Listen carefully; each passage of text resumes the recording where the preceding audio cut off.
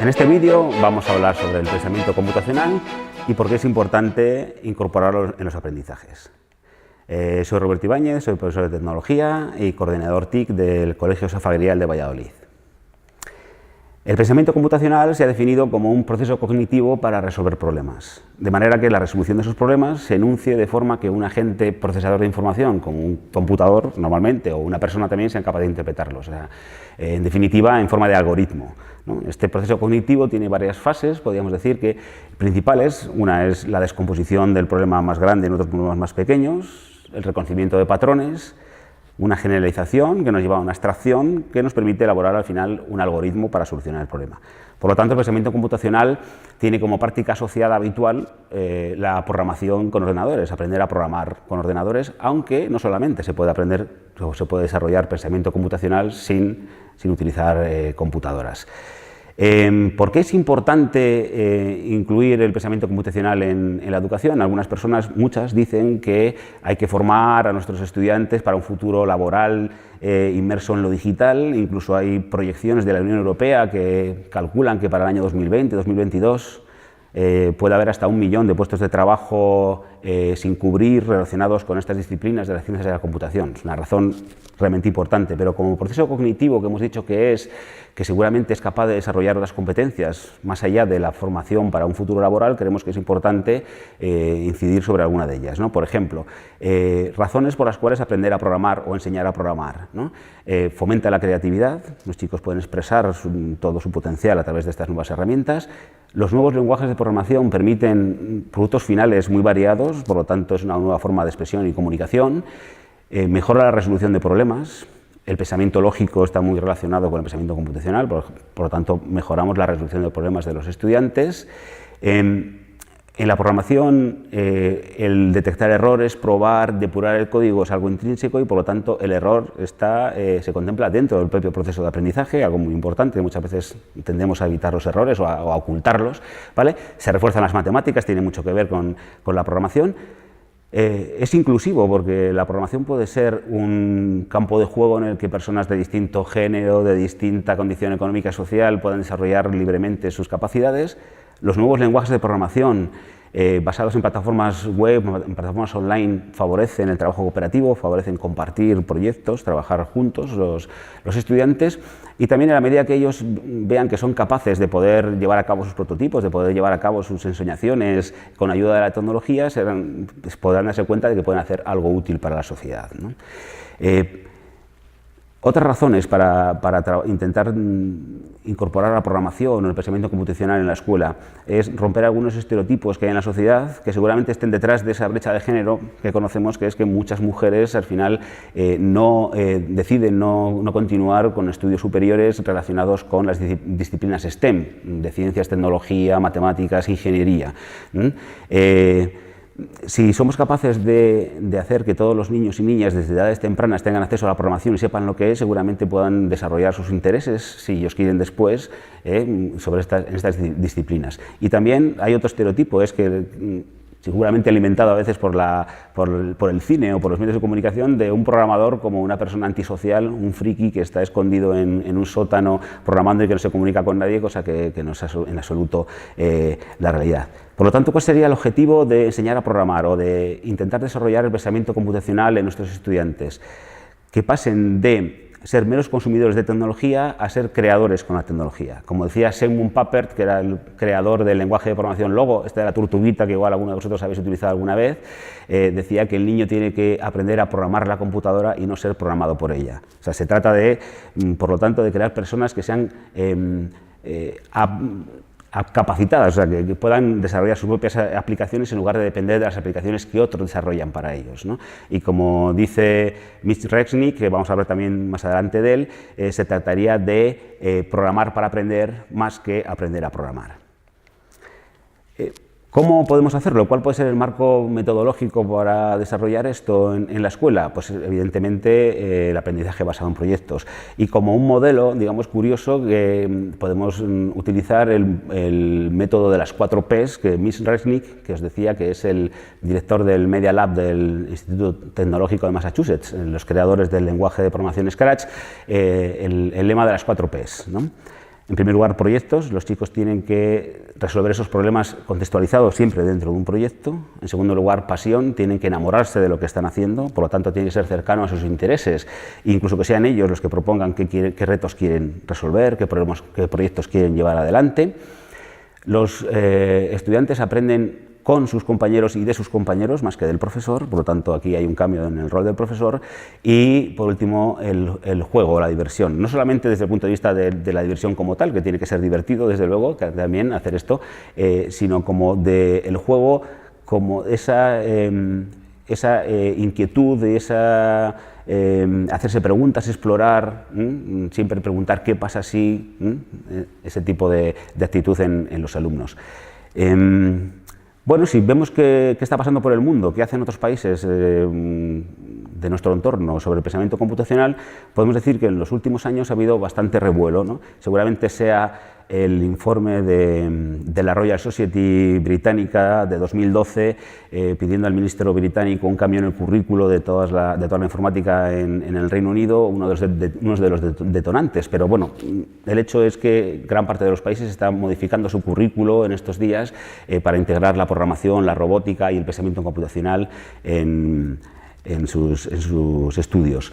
¿Y cómo lo están haciendo? Pues de muchas diversas maneras. Hay sitios donde se trabaja sobre todo en secundaria, o en otros empiezan desde la educación primaria y secundaria también, como unas asignaturas más dedicadas, específicas de informática o programación, o como contenidos más transversales que se abordan desde otras áreas, asignaturas optativas, asignaturas obligatorias. Un poquito hay muchos enfoques, pero si podemos hacer un resumen sobre cuáles son las tendencias, por dónde van los tiros, ¿no? Para hacer a los próximos años sobre esto de la integración de la programación y el pensamiento computacional en la educación, podríamos decir que cada vez se observa la tendencia a empezar antes, desde luego en primaria e incluso en educación infantil, a que las enseñanzas de las TIC, que normalmente han sido de consumo de tecnología de manera crítica, pero no tanto de creación o de programación, se están reconvirtiendo cada vez más hacia la programación, de que son contenidos cada vez más troncales y no tanto optativos, que estén de manera que casi todos los alumnos o todos entren en contacto con ello en algún momento en su educación, y cada vez más cross-curricular o transversal, ¿no? Incluso que no como una asignatura específica, sino que se trabaje desde distintas áreas. En España, ¿qué está pasando? Bueno, pues en la 11 tenemos la competencia digital, pero la competencia digital no es exactamente el pensamiento computacional, ¿no? Es otra cosa. En el pensamiento computacional vamos más a intentar aprender cómo trabajan los ordenadores y desarrollar ese pensamiento más cercano al funcionamiento de los ordenadores, cuando la competencia digital es más formar usuarios críticos de la tecnología, ¿no? En la educación primaria, a nivel curricular oficial, el vacío es absoluto, no se dice prácticamente ni una palabra sobre estos temas, y en secundaria, bueno, pues está ligeramente tocado en asignaturas como tecnología o TIC, en cuarto de la ESO. ¿Quiere esto decir que en España no se está haciendo nada de nada? No, en absoluto, ¿no? Las comunidades autónomas, en el desarrollo normativo del que son capaces, pues muchas han optado por desarrollar algunas asignaturas de programación y robótica como asignaturas de libre configuración autonómica, que por lo tanto casi siempre en secundaria y como asignaturas optativas. En otros casos han ido un poquito más por el modelo británico, de intentar tener una asignatura obligatoria, por ejemplo, en toda la secundaria, como la Comunidad de Madrid, una asignatura que refunde un poquito la tecnología con las TIC y la programación, y en muy poquitos casos en España pues, se manifiesta en el currículo oficial de las comunidades autónomas la programación o el pensamiento computacional como materia transversal en algunas asignaturas de primaria, ¿no? Por ejemplo, en Navarra, en matemáticas, o en ciencias naturales en primaria en Cataluña, ¿no? De todas maneras, en los centros sí que se mueven aquí, están preocupados por esto, en muchos casos trabajando la programación y robótica desde las asignaturas de tecnología u otras, o en muchos casos como materias extraescolares, ¿no? Clubes de programación, etcétera, ¿no? Y también hay que decir que desde el INTEF hay una ponencia que está trabajando, en la que están representadas todas las comunidades autónomas, y también técnicos de algunas empresas de software o de hardware relacionadas con este mundo, pues para ver un poquito, evaluar cuál es la situación en España y proponer nuevas acciones.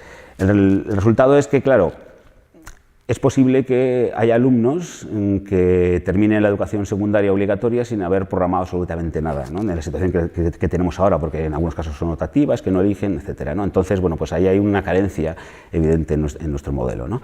¿Qué podríamos hacer en nuestro centro si queremos hacer algo? No tenemos un soporte del currículo, digamos, tan claro, ¿no? Pero sí que podemos dar pasos, ¿no? Si en vuestro centro no habéis hecho nada de programación y queréis empezar a hacer algo, pues yo os propongo que organicéis un evento de la Hora del Código. La Hora del Código es un evento internacional promovido en primer lugar por Code.org, una iniciativa para enseñar a programar, pues, a niños de todas las edades, ¿vale? Que proponen un día o una semana, normalmente en octubre, que se desarrolle un evento en el que todo el mundo tenga la oportunidad de desarrollar programas durante al menos una hora y tienen material preparado para ello. Entonces, podría ser un punto de partida en nuestro centro para los chicos, pero también para profesores, incluso para las familias. O sea, podemos organizar una Hora del Código abierta a todo el mundo que quiera participar. A partir de ahí, si queremos introducir en la programación, el pensamiento computacional, más allá de lo que son las asignaturas específicas de TIC o de tecnología, tenemos que tener en cuenta que los alumnos se tienen que ir formando, tienen que aprender un poquito a manejar los lenguajes de programación, es lo que llamamos aquí en la presentación la código-alfabetización básica de los alumnos, que se podía hacer desde las áreas más instrumentales de tecnología, por ejemplo, en secundaria, y por otro lado tiene que correr también paralela la formación del profesorado, claro, en los lenguajes de programación y cómo llevar esto adelante, ¿no? De manera que después de ese primer punto de partida de la Hora del Código podemos empezar en algunas asignaturas donde veamos más factible, donde los profesores se animen más o lo que sea, poder introducir la programación en algunos proyectos, ¿no? Lo llamamos proyectos de asignatura. La idea es que el producto final de ese proyecto que se trabaje, en lugar de ser una presentación de PowerPoint, en lugar de ser otro tipo de elemento digital, sea algo elaborado con algunos de estos lenguajes de programación. Más adelante podemos dar un paso más llamado el laboratorio STEM, o que podría ser convertir las aulas de tecnología de nuestros centros en un makerspace, ¿no? Un makerspace son estos lugares en donde la gente comparte conocimiento y se ayuda unos a otros a hacer cosas, ¿no? Sabéis que la cultura maker, su lema es el do it yourself, ¿no? Hazlo tú mismo, y ellos se van ayudando. Entonces, que estos laboratorios, estas aulas de tecnología estén más abiertas, no solamente se utilicen en el área de tecnología, estén más abiertas con dotación suficiente para que desde todas las asignaturas, incluso si es posible fuera del horario de clase, ¿no? Se pudiesen utilizar para que los chicos trabajen, investiguen, desarrollen sus proyectos, se puedan enseñar unos a otros. Y aquí pues os enseño algunas fotos de laboratorios o makerspace, o como queráis llamarlo, en algunos casos de centros educativos, en otros casos de centros cívicos que hay en algunas ciudades. ¿Qué lenguaje de programación utilizar? Aquí hay un poquito de controversia entre los que dicen, bueno, los lenguajes de programación por bloques, estos tan sencillos, ¿no? Del que Scratch sería seguramente el elemento más importante, ¿no? Es programar con esos lenguajes o programar con los lenguajes textuales, ¿no? Si lo que pensamos es hacer extensible a la mayor parte de los alumnos que podamos acercarse a la programación, los lenguajes visuales por bloques se han demostrado pues, lo más adecuado, ¿no? Se han definido, en concreto Scratch, como un lenguaje de suelo bajo, techo alto y paredes anchas, ¿no? Significa suelo bajo, que la curva de aprendizaje es muy leve, se puede aprender muy fácilmente y con muy poco tiempo se consiguen ya resultados. Techo alto significa que es suficientemente complejo como para elaborar proyectos mucho más elaborados y con complejidad importante, y de paredes anchas quiere decir que el resultado final de la programación no es, como era antiguamente, algo puramente geométrico o matemático, sino que podemos elaborar videojuegos, podemos elaborar historias, proyectos musicales, actividades interactivas, etc. O sea, es un rango de productos finales muy elaborados, ¿no? Entonces yo creo que sobre todo Scratch puede ser el lenguaje de programación con el que empezar a trabajar. Una ligera introducción del pensamiento computacional. Yo te animo a que si no has programado nunca, o si quieres hacerlo con tus chicos o con tus chicas, puedes empezar mañana mismo haciendo la Hora del Código.